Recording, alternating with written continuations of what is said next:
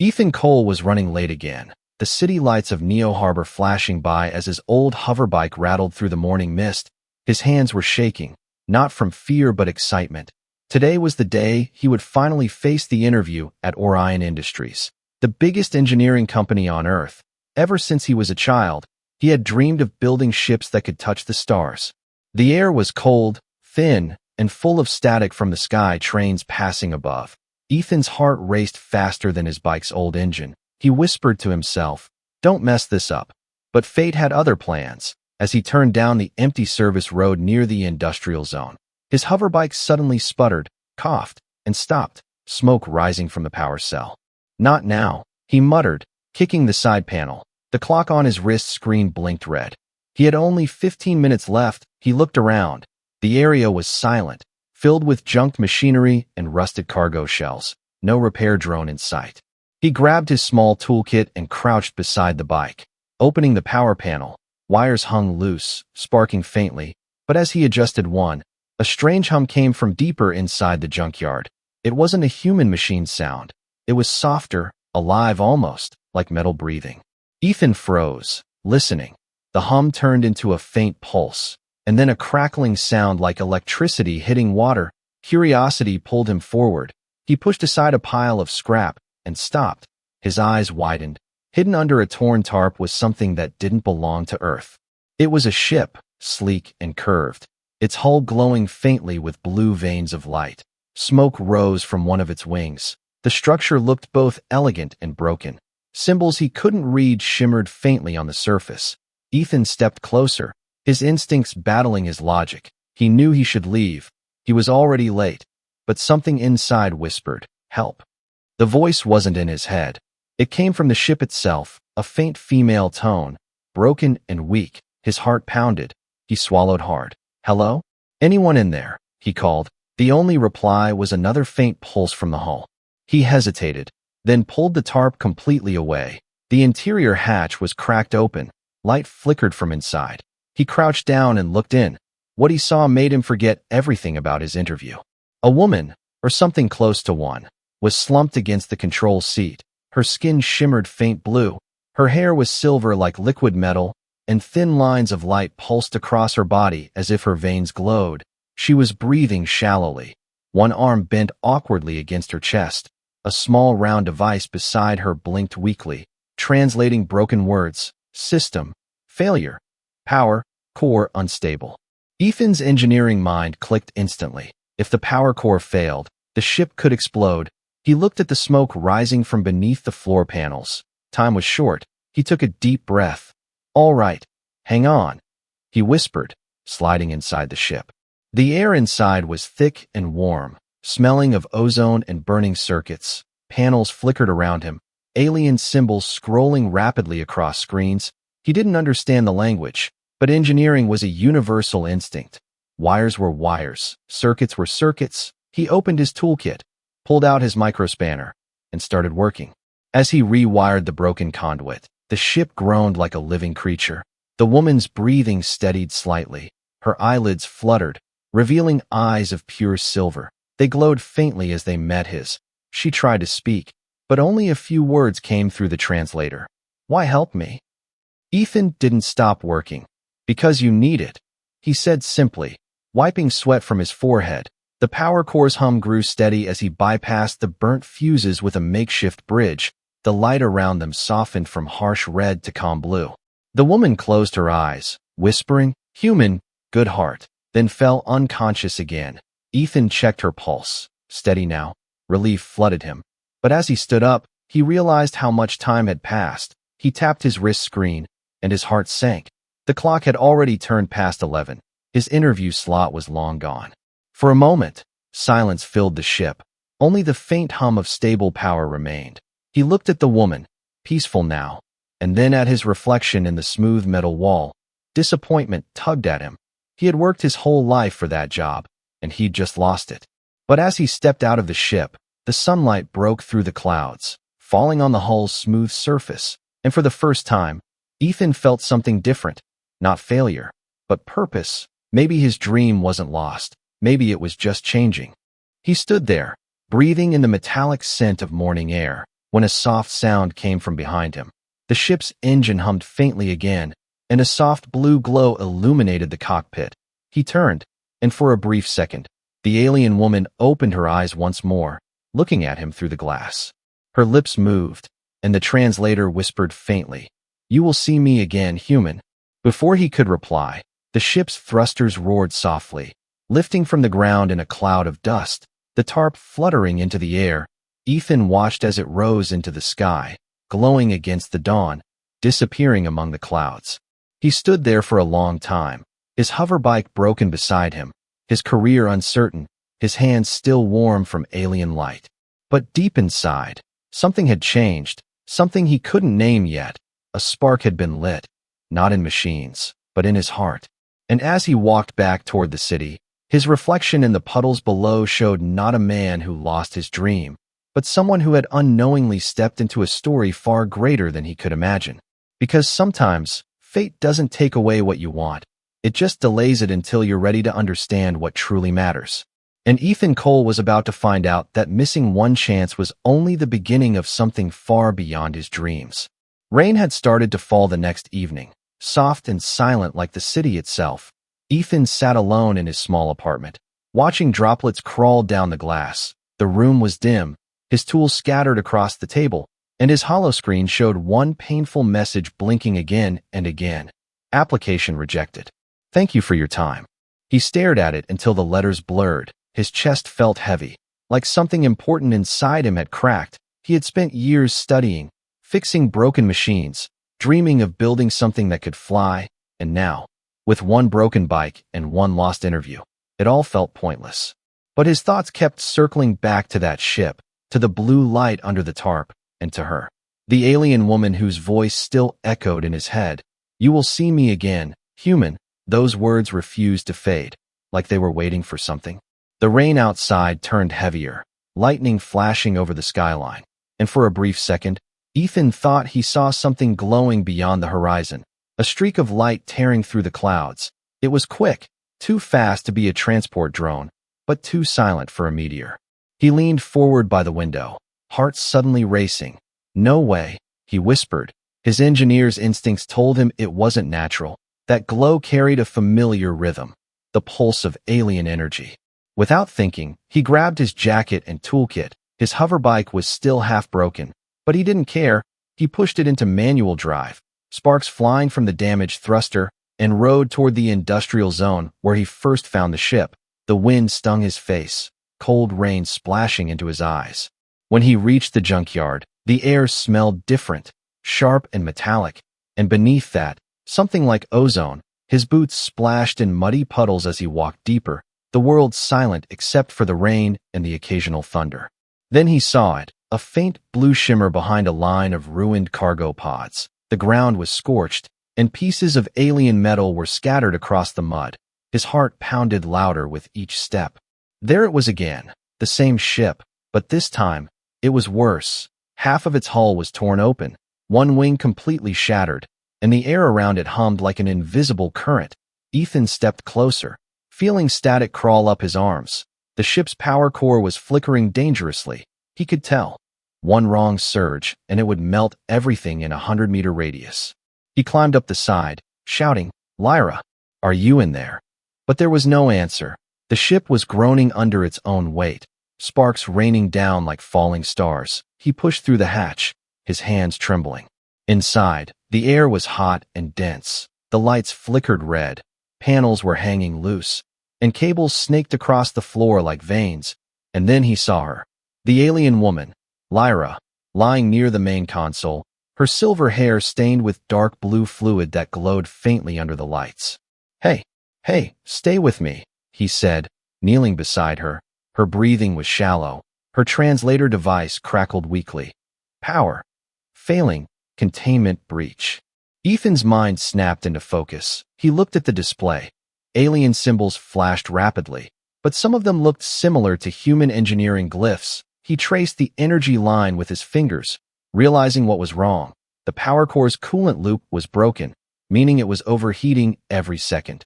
He ripped open his toolkit and pulled out a handful of spare wires and clamps. His fingers moved fast, faster than his fear, He bypassed one channel, then another. The ship's hum shifted. The red lights softened a little. Lyra's breathing steadied. "Come on, hold it," he whispered, connecting the last wire. And suddenly, the core stabilized. A blue light rippled through the ship's walls. The floor panels flickered to life again. Lyra's eyes opened slowly, glowing faint silver in the dim light. She stared at him, confusion and shock in her expression. "You came back," she whispered, her voice weak but warm. Ethan gave a small, tired smile. "Guess I couldn't just let you crash twice," he said, wiping rainwater from his face. She tried to sit up, her hand trembling. "You risked everything again," she said, but he just shook his head. "You'd do the same." There was a pause, the kind that carried meaning deeper than words. Lightning flashed outside the hull, and for a brief moment, their faces glowed in its reflection, human and alien, bound by something beyond logic. Lyra finally spoke, her voice steady now. "You have a heart rare among your kind," she said softly. "Most humans would run, not return." Ethan looked at her, half smiling. "Maybe I'm not most humans." She studied him for a long moment, then placed her hand over his. Her skin was cool and faintly luminous. "Then you deserve to know the truth," she said, and from her wrist device, a small holographic sphere unfolded, projecting a map of stars, planets, and strange energy trails. Ethan blinked in awe.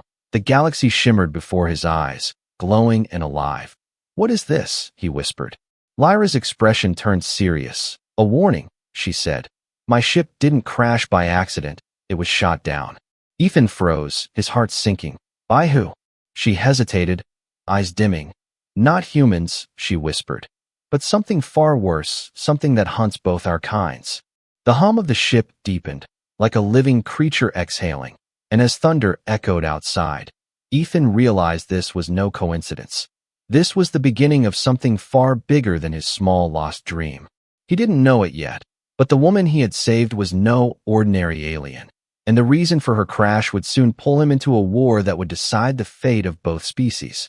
And as he looked out at the rain falling over the broken city skyline, he felt it. That strange connection again, the same voice inside whispering, "This is your path now, human." Ethan didn't answer it out loud, but deep down, he knew the truth. Missing that interview had not ruined his life, it had rewritten it, and his real journey had just begun. The next morning, the sky over Neo Harbor was pale and silver, the kind of quiet light that hides the chaos of the night before. Ethan hadn't slept. The memory of the glowing alien map still flickered behind his eyes. He sat on his apartment balcony with a cup of bitter synth coffee, watching the transport drones move like fireflies between the towers. His mind was torn between awe and disbelief. He had seen alien tech before, in museums or government reports, but never like this, alive, breathing, real. And now, that same alien, Lyra, was somewhere out there, injured, alone, hunted. He opened his wrist pad and checked the feeds. Nothing about a crash, no alerts, no news. It was as if it never happened. Maybe the authorities covered it up, or maybe Lyra's ship had erased all traces before leaving the planet. He leaned back, whispering, "So what now, Ethan?" That's when his holopad pinged, a soft pulse of blue light. The signal was strange, encrypted, non-Earth frequency. His heartbeat quickened. He hesitated before opening it. The screen flickered, static filled the room, and then her voice came through, faint but clear. "Ethan Cole," she said, her tone calm, steady. "You repaired my ship twice and saved my life. I owe you a promise." Ethan froze, gripping the table edge. "Lyra? Where are you? Are you okay?" "I am safe," she replied, "for now." A faint hum of machinery echoed behind her voice. "The raiders who attacked me are gone, but others will come. You must stay hidden. They will search for any who helped me." He frowned. "Hidden? Why would anyone care about me? I'm not just human," she interrupted softly. "You are kind, and kindness is a power feared by those who rule through fear." Her words hung in the air like a strange melody. Ethan didn't know what to say. He looked at the dark horizon and whispered, "I didn't do anything special. I just couldn't walk away." The voice grew gentler. "That is exactly why you are special." Before he could reply, the hologram shifted, showing her faint image, wounded, but standing tall, the alien symbols on her skin glowing like constellations. She raised one hand, holding a crystal shard. "Take this, Ethan," she said, and from the hollow emitter on his wrist, a small beam of light projected a pattern onto his table, a location, coordinates far outside the city. "When the stars above Orion align with Earth's shadow, come there," she said. "That is when your choice will shape more than your life." The signal glitched, her voice cracked with interference. "Lyra, wait. What does that mean?" "What choice?" he asked, but the screen faded, leaving only static and the soft echo of her final words. "You will see me again." Ethan stared at the projection long after it vanished, the coordinates still pulsing faintly. He rubbed his temples, trying to make sense of it. "This is insane," he muttered. "I should report this." But even as he said it, he knew he wouldn't. Instead, he packed his toolkit again, his hands moving on instinct, the same restless feeling from before burning in his chest. Something was calling him, something bigger than logic. He left the apartment before sunrise, taking a different route this time. The city was quiet, the air thick with fog. He rode past the neon billboards and broken roads until the towers thinned out and the land turned empty. The coordinates led him to an abandoned launch field, once used by early space programs, now just a wasteland of rusted towers and cracked concrete. The wind howled through the old hangars, carrying the faint hum of energy. Ethan parked the bike and stepped forward, his breath visible in the cold air. At first, he saw nothing, just shadows and dust. But then, beneath one of the collapsed platforms, something shimmered, a soft blue glow. He crouched and brushed aside the debris, revealing a small metallic orb, about the size of his hand. It pulsed faintly like a heartbeat. When he touched it, a gentle warmth spread through his skin, and Lyra's voice whispered again, not from the device, but from inside his mind.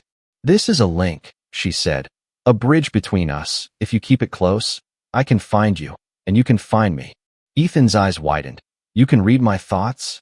"Only the ones you wish me to hear," she said softly. "I do not take what is not given." He smiled faintly, half nervous, half amazed. "Guess I'll have to be careful then." "Do not be careful," she replied, her tone almost amused now. "Be brave."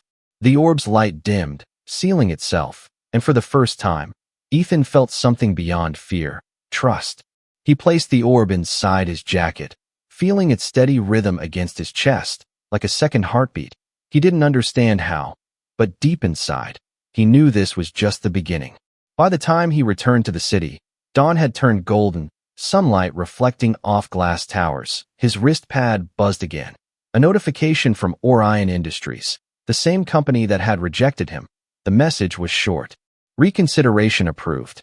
Please report to Titan Station, Dock 7, at 0900 hours for reassignment." Ethan's breath caught. Titan Station was in orbit, a restricted zone, where humans and aliens rarely worked together. It didn't make sense. Why would they call him now? Unless... He looked down at his jacket, at the faint blue glow seeping through the fabric, and a thought crossed his mind that made his pulse race. Maybe this wasn't luck, maybe it was Lyra. And as he stood on the balcony, staring at the rising sun, one truth became clear in his heart. The universe was far smaller than he ever imagined, and the promise made in starlight was already beginning to unfold. The next day dawned with a golden shimmer across the city sky, but Ethan's mind was far from calm. He stood before the massive orbital elevator at Neo Harbor Port, its metal frame rising endlessly into the clouds. This was his first time leaving Earth, and the invitation from Orion Industries still felt unreal. He glanced at the message again on his wrist screen. Titan Station. Engineering reassignment confirmed. Priority level. Classified. His heart pounded each time he read those words. Orion had rejected him before, yet suddenly, they wanted him for something secret, something above civilian clearance. As he stepped inside the elevator capsule, the transparent walls glowed softly, and within minutes, gravity fell away, clouds rushed past, and the planet curved below him, blue and white and vast. Ethan pressed his palm to the glass, whispering, "Guess this is it, my second chance." But deep inside, he knew it wasn't just about the job anymore. It was about her, the alien woman whose promise still echoed in his mind. Lyra's voice had become a quiet pulse in his thoughts, distant but present, like starlight that never fades.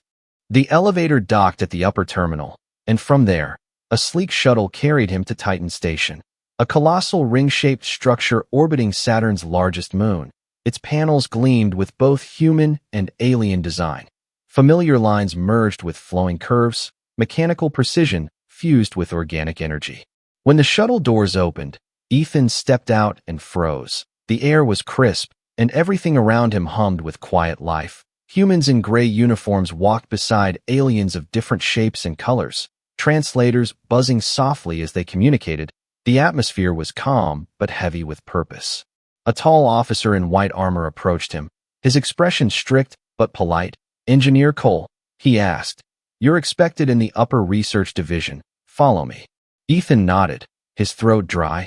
He followed through corridors made of transparent glass, revealing Saturn's golden rings stretching endlessly beyond. It was breathtaking, almost sacred. They reached a wide chamber lined with energy conduits and holographic consoles. The officer stepped aside and gestured toward the center platform. "Your new supervisor will brief you," he said, then left. Ethan turned, and his entire world shifted. Standing there, her silhouette framed by the blue glow of the consoles, was Lyra, dressed in a sleek silver uniform marked with the emblem of the Galactic Federation, her silver eyes calm, her posture strong, the faint marks on her skin glowing like constellations. Ethan couldn't speak. For a moment he thought his mind was tricking him, but then she smiled, a quiet knowing smile, and said softly, "Welcome, Engineer Cole. I told you we would meet again." His breath caught. "You're my supervisor?" he asked, voice barely above a whisper. Lyra nodded slowly. "More than that," she said. "I am Commander Lyra of the Federation's Alliance Council, assigned as liaison to Orion Industries." She paused, then added, "And you are here because I chose you." Ethan blinked, trying to process the words. "Chose me? I'm just an engineer. You could have picked anyone." Her silver eyes glimmered faintly. "Anyone can build machines," she said, "but few can fix a heart, even when it belongs to another species." Ethan swallowed hard, unsure how to reply. The weight of her words pressed deep. A strange mix of pride and disbelief filled him. He looked around. Alien engineers were calibrating consoles. Humans worked beside them seamlessly. No tension, only quiet respect. Lyra stepped closer, lowering her voice. "This station is not just research, Ethan. It is a bridge, a project meant to unite human and alien technology, and only those who have proven compassion and integrity are chosen for it." He frowned. "You mean the crash? That was a test." Her gaze softened. "Not exactly," she said. "The crash was real, the danger was real, but your choice, to help without reward, was what the council needed to see." Ethan felt his knees weaken slightly. So all of this, Titan Station, this job, it's because of that one decision. Lyra smiled again, faint and warm. "One act of kindness can echo through galaxies," she said. "You gave up your dream to save a stranger, and now that stranger is offering you a new one." Ethan looked down, emotions swirling. Awe, gratitude, and something else he couldn't name. "I don't know if I deserve this," he murmured. "You do," Lyra said firmly. "But your path ahead will not be easy." A soft hum filled the chamber as the central console projected a rotating hologram. A massive ship design unlike anything Ethan had ever seen. Part mechanical, part living structure, its core pulsing with light. "This," Lyra said, pointing to it, "is Project Helios, a joint creation between our worlds, a vessel capable of traveling beyond mapped space." She looked at him, her expression serious now. "And you, Ethan, will lead its human engineering division." Ethan stared at the hologram, all flooding his mind. "Lead it? Me? But you already proved you can rebuild what others abandon." She interrupted gently. "That is the heart of an engineer." The words struck deep, and for the first time, Ethan felt something new. Not fear, but belonging, like his life was finally aligning with something greater. Lyra turned to leave, her silver hair glinting in the light. "Report here tomorrow at first cycle," she said, then paused, glancing over her shoulder. "And Ethan," her voice softened, "don't thank me. Just be ready. Your real test hasn't begun yet." She walked away, leaving him standing in the glowing chamber, surrounded by alien machinery and the soft hum of stars. Ethan exhaled slowly, staring at the vast rings of Saturn through the glass wall. His reflection merged with their golden arcs, and for the first time, he realized, maybe destiny wasn't something you chased. Maybe it was something that found you when you were willing to stop running. And as the light from the planet bathed the station in amber glow, Ethan whispered to himself, "I'm ready." Though deep inside, he knew. He had no idea what he was about to face next, only that his journey with Lyra was far from over, and the universe had only begun to reveal its secrets. The artificial dawn aboard Titan Station painted everything in pale gold, light filtering through reinforced glass as the gas giant Saturn loomed quietly beyond. Ethan stood in the central engineering bay, watching the shimmering hologram of Project Helios, his reflection caught in the glowing framework of the ship that could change the fate of two species. He had spent the entire night studying the design. Alien plasma cores fused with human stabilizers, energy lines flowing like veins. It wasn't just a machine. It was alive, breathing, evolving, and for the first time, Ethan felt like he truly belonged somewhere among the stars. But something about Lyra's words from yesterday echoed in his mind. Your real test hasn't begun yet. He didn't know what she meant until he arrived that morning and noticed something strange. The other engineers avoided him, polite smiles, quick glances, and quiet whispers. He caught fragments of conversation. He's the human she picked, and Federation's favorite, followed by silence whenever he turned. He tried to focus, adjusting the reactor model on his screen, when a deep voice startled him. Careful, rookie, you're handling tech older than your entire civilization. Ethan turned to see a broad-shouldered man with a scar across his cheek, Chief Engineer Voss, the senior human officer on the project. His tone was calm but cold. Yes, sir, Ethan replied, keeping his voice steady. Voss leaned closer, lowering his voice. Word travels fast. Cole, people are saying Commander Lyra handpicked you, bypassed clearance levels. Why? Ethan hesitated. I don't know, sir. I just helped her once. The man smirked faintly. Helped her? She's a Federation commander, not some lost traveler, he said. You're either lucky or part of something you don't understand yet. Then he turned away, leaving Ethan with more questions than answers.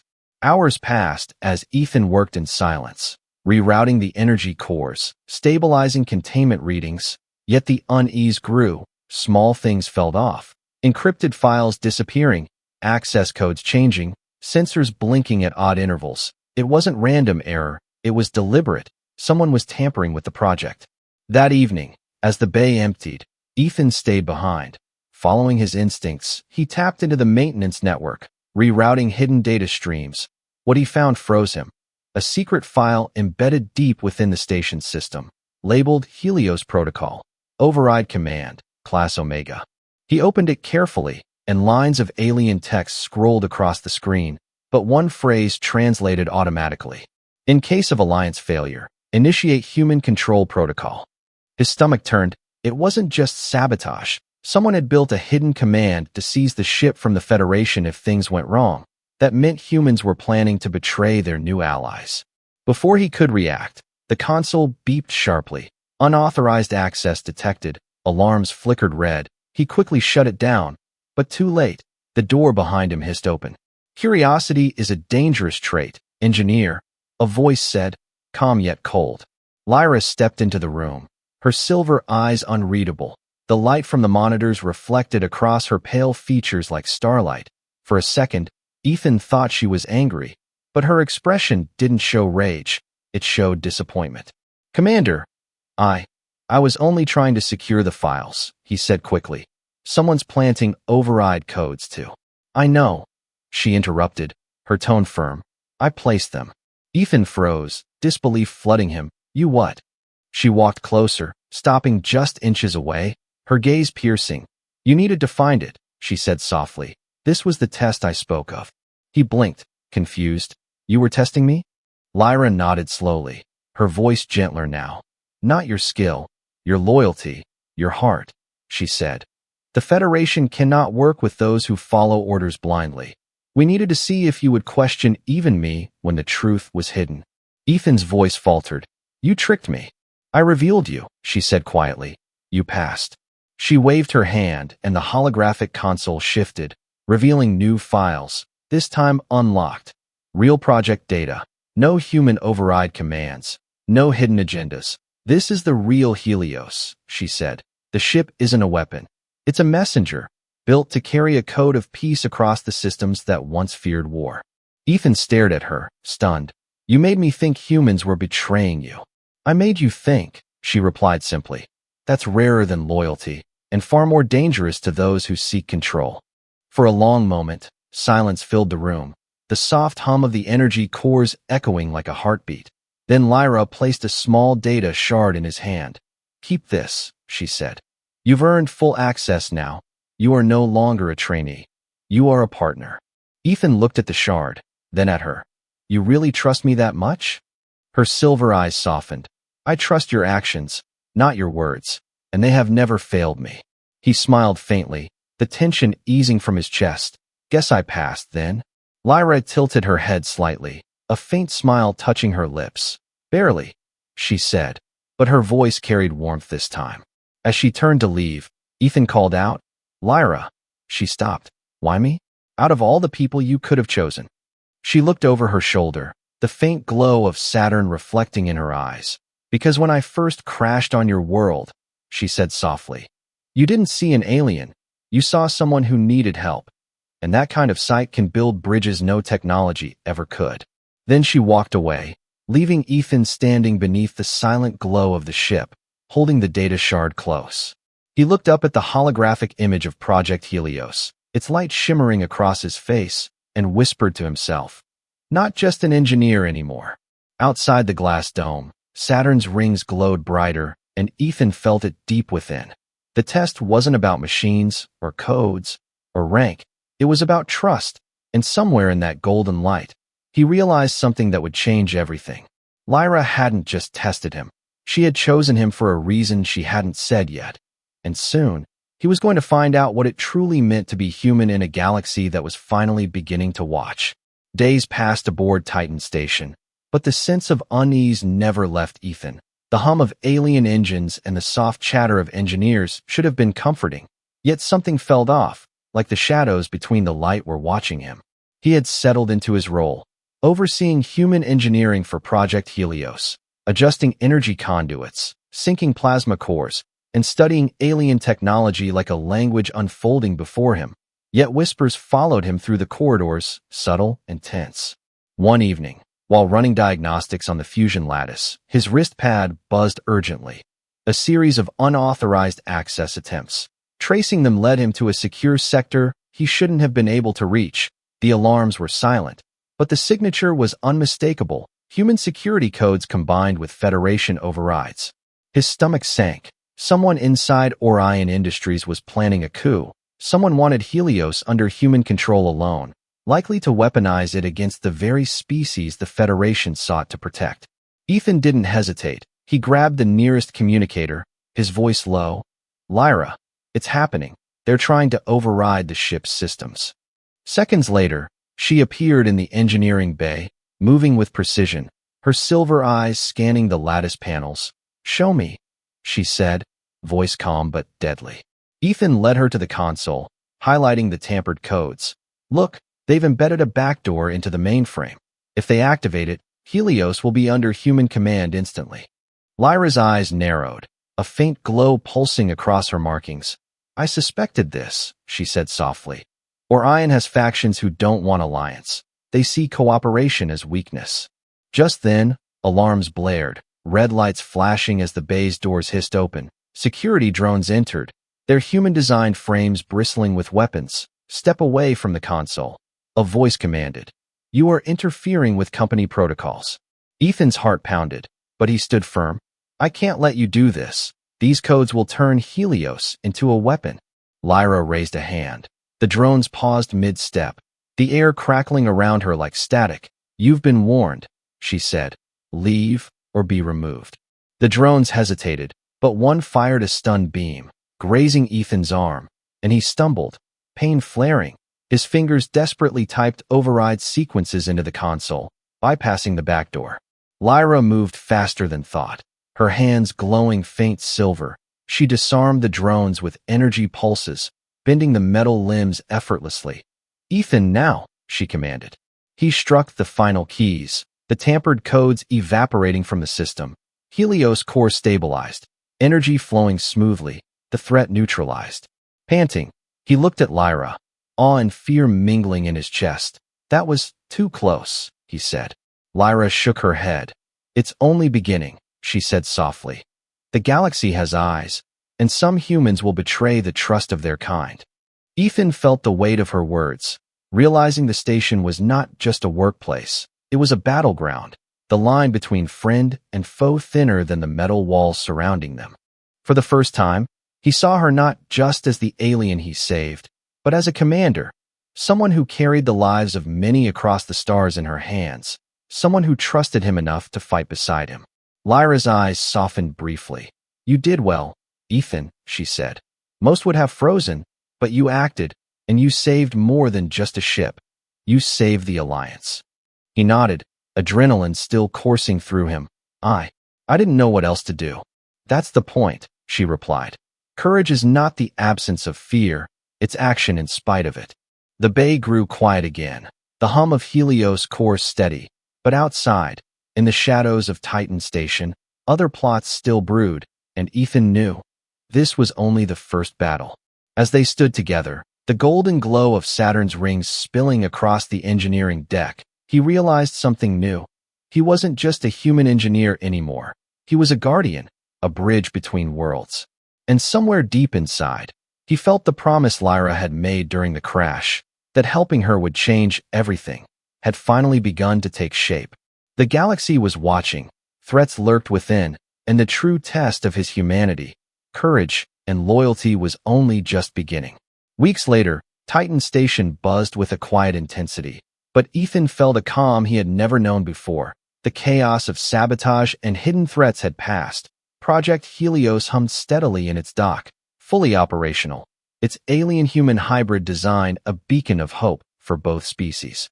Ethan stood at the observation deck, staring out at Saturn's golden rings, their icy fragments glinting like scattered stars. His reflection mirrored the awe and fatigue in his eyes. Beside him, Lyra appeared, her silver eyes softer than before, the weight of command lightened by trust. "You've come far, Ethan," she said, her voice calm but firm. "From a human who missed an interview to someone who now safeguards the future of two worlds." He smiled faintly. "I never imagined it would be like this, that helping you would change everything." Lyra's gaze held his for a moment. "Most humans act out of ambition or fear, but you acted out of empathy, and that is rarer than the stars themselves." Suddenly, the station's central console flashed, a new message from the Galactic Council, addressed personally to Ethan Cole. "In recognition of exceptional service and demonstration of cross-species loyalty, you are appointed human liaison to the Galactic Council." Ethan blinked, disbelief mingling with pride. "Human liaison?" he murmured, his voice barely audible. Lyra nodded. "You've bridged a gap no one else could. Your actions saved lives, preserved trust, and ensured Helios remains a symbol of unity, not war."